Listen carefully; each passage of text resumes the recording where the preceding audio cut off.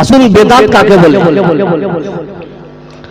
কোরআন ঘোষণা করে ইন্নাদ দীনা ইনদাল্লাহিল ইসলাম, আল্লাহর কাছে মনোনীত মনোভূত ধর্মের নাম হলো ইসলাম। তেহেন আসল মুসলমান কারা? নবী পাক সাল্লাল্লাহু আলাইহি ওয়াসাল্লাম খুব একটা সূক্ষ্ম সূত্র সারা পৃথিবীকে দিয়েছেন যে মা আনা আলাইহি ওয়া আসহাবি, কে হে সাহাবী, কে মুসলমান অরিজিনাল মুসলমান, কে ডুপ্লিকেট মুসলমান, ইউএসজি করার দরকার নাই। একটা ছোট জিনিস যার কাছে বাবা সে অরিজিনাল মুসলমান, সেটা হলো এই আমি এবং আমার সাহাবী যে দলে হবে তারাই হলো অরিজিনাল মুসলমান। তো নবী ও সাহাবী হবেন যে দলে তারা হলো মুসলমান। এর ব্যাখ্যা কি? তো পিওর সাফি পন্থীর মুফাসসির আল্লামা ইসমাইল হাক্কি আলাইহি রহমা রিদওয়ান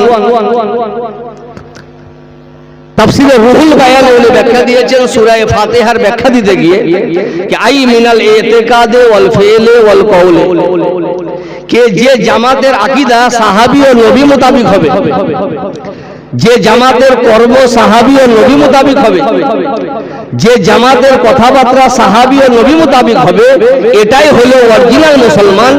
এর বাইরে দুনিয়াতে যত আছে সব নামধারী মুসলমান, আর এরাই হলো অরিজিনাল বেদাতি জামাত। আজ মুসলমানের বাইরে যারা শুধু মুসলমানের লেভেল লাগিয়ে আছে, অরিজিনাল জান্নাতি জামাত আহলুস সুন্নাত ওয়াল জামাতকে ওভারটেক করে আমাদের সর্বসাধারণকে একটা যুক্তি দেয় যে বেদাত হারাম। এতদূর পর্যন্ত তো ঠিক আছে, কিন্তু বেদাত কাকে বলে এটা আমাদেরকে বুঝাই না, এবং কোন বেদাতটা হারাম এটাও বুঝাই না। বেদাত কাকে বলে? বিশ্ববিখ্যাত পণ্ডিত আজ বুখারী শরীফে সারা পৃথিবীতে হাজার হাজার ছেলে আছে, কিন্তু সারা পৃথিবীর বুকে দুটো গ্রহণযোগ্য, একটার নাম হলো উমদাতুল কারি আর একটার নাম হলো ফাতহুল বারি।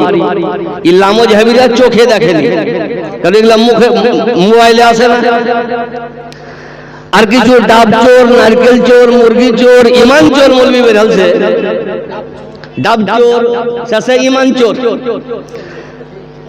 আর আমাদের কিছু ইউটিউবার ছেলা পেলে আছে, ওদের কাজই হলো ওগুলা দেখা। ও মার্কেট থেকে ঠিক মতন বের হইতে শিখলো না, আর আহলুস সুন্নাত ওয়াল জামাতের ভুল ধরতে শিখলো। আর যতটি বেরিয়ে আছে সব কোটিশান বক্তা। এরা একজনা অরিজিনাল কোরআন শরীফ যদি দেওয়া হয় বাংলা ছাড়া, তো ডাব চোরও পারবে না, ইবাদারও পারবে না, আর চাচাইতে ভাইয়ের বাপও পারবে না। এরা কোরআন শরীফ পড়তে জানে না। এরা বাংলাদেশের বাংলা অনুবাদ যেগুলা আমাদের এলাকাতে নানি দাদিরা পড়ে, ওইগুলা পড়িয়ারা মৌলবি হয়। তো উমদাতুল কারি আর ফাতহুল বারি সারা পৃথিবীর ওলামার কাছে গ্রহণযোগ্য। তো বেদাতের ডেফিনেশন এখানে ডাবচোর মৌলবি যেটা দিবে এটা বেশি গুরুত্বপূর্ণ না উনারা বলবেন ওটা বেশি গুরুত্বপূর্ণ? কোনটা কোনটা? ওনারা যেটা বলবেন। তা আসুন, মোবাইলের যুগ, 1.5-2 ঘন্টা বক্তব্য দেব না, শুধু নাম লেখাতে এসেছি। তারপরে পীর সাহেব যিনি ইউরোপ ও এশিয়া বিখ্যাত বক্তা, পশ্চিমবঙ্গ লেভেলের বক্তা দেখেছেন, ভারত লেভেলের বক্তা দেখেছেন, ইউরোপ ও এশিয়া বিখ্যাত বক্তা, খানদানে আলা হযরত, অরিজিনাল খানদানে আলা হযরত।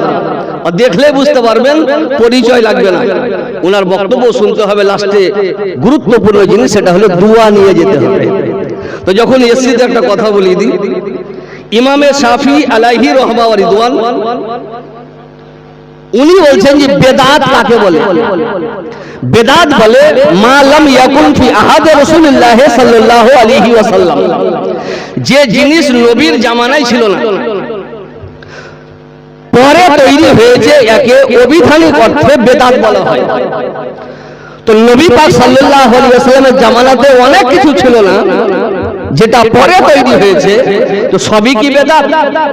সবই যদি বেদাত হয় তো ডাবচোর মৌলবিও বেদাত হবে, और 14 पुरुष বেদাত হবে। কিন্তু ইমামে শাফি আলাইহি রহমা রিদওয়ান উনি বলছেন যে না, পরে যত তৈরি হয়েছে দুভাগে বিভক্ত। কভাগ? দুভাগে বিভক্ত। তো উনি লিখছেন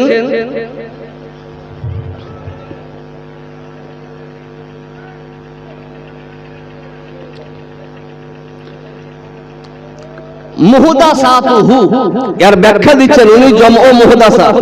ওয়াল মুরাদু বিহা মা উহদিসা ওয়া লাইসা লাহু আসলুন ফি শারা ইউসাম্মা ফি উরফি শারা বিদআ ওয়া মা কানা লাহু আসলুন ইয়াদুল্লু আলাইহি শারা ফালাইসা বিদআ ফাল বিদআতু ফি উরফি শারা মাজমুমাতুন বিখিলাফিল লুগা ফা ইন্না কুল্লা শাইইন উহদিসা আলা গায়রি মিসালিন ইউসাম্মা বিদআ সাওয়ান কানা মাহমুদান আও মাজমুমান।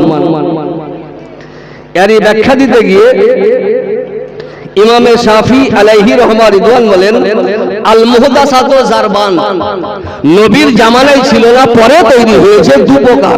কপ্রকার? দু প্রকার।